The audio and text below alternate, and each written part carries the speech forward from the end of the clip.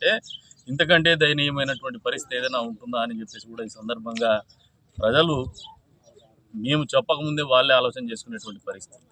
ఈ రోజున అందులో భాగంగానే తెలుగుదేశం పార్టీ చంద్రబాబు నాయుడు గారు మళ్ళీ ముఖ్యమంత్రి కావాలి ఈ రాష్ట్రానికి అనే ఆలోచన ప్రజల్లో ప్రస్ఫుటంగా కనపడుతూ ఉంది.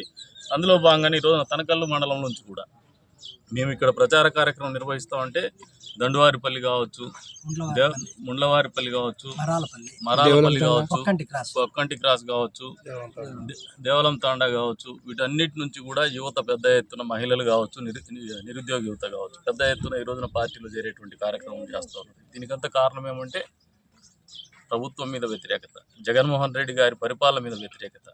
ఈ నియోజకవర్గంలో మరింత చైతన్యం ఉన్నటువంటి ప్రజలు నివసించేటువంటి కదిరి నియోజకవర్గం ఇక్కడ నుంచి పక్కకు పోతే నడుచుకొని పులందలేకపోతుంది జగన్మోహన్ రెడ్డి గారి నియోజకవర్గం లేదు. ఇక్కడ ఇంత వ్యతిరేకత కనపడతా ఉందంటే జగన్మోహన్ రెడ్డి గారికి రాష్ట్ర వ్యాప్తంగా ఎంత పెద్ద ఎత్తున వ్యతిరేకత ఉందో ఖచ్చితంగా వచ్చే ఎన్నికల్లో ప్రజలు బుద్ధి చెప్పేటువంటి పరిస్థితులు ఉన్నాయి. ఏదైతే జగన్మోహన్ రెడ్డి గారు ఆలోచన చేస్తున్నారో వైనాట్ 175 అని, బహుశా వైనాట్ 175 అని తెలుగుదేశం పార్టీకి 175 ఎందుకు రావనే ఆలోచనతో ఆ మాట అన్నారేమో కానీ ప్రజలైతే వచ్చే రోజుల్లో మాత్రము ఈ ప్రభుత్వాన్ని, జగన్మోహన్ రెడ్డి గారిని, వైఎస్ఆర్సీపీ పార్టీని, ఆ వైఎస్ఆర్సీపీ పార్టీ తరఫున పోటీ చేస్తున్నటువంటి అభ్యర్థుల్ని బంగాళాఖాతంలో కలపడానికి 54 రోజుల ప్రణాళిక సిద్ధం చేసుకొని అందరూ కూడా సిద్ధంగా ఉన్నారు. జగన్మోహన్ రెడ్డి దేనికి సిద్ధంగా ఉన్నాడో కానీ ప్రజలైతే ఆయన్ని బంగాళాఖాతంలో కలపడానికి సిద్ధంగా ఉన్నారని చెప్పేసి కూడా క్లియర్ కట్ కనపడుతోంది.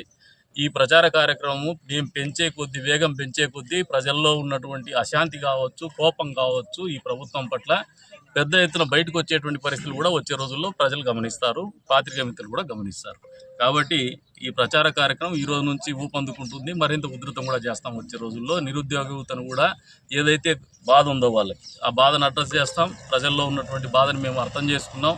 వాళ్ళకి బాధకుల్ని తీర్చేటువంటి ఆలోచనతోనే వచ్చే ప్రభుత్వం పనిచేస్తుందని కూడా వాళ్ళకి భరోసా ఇస్తాం.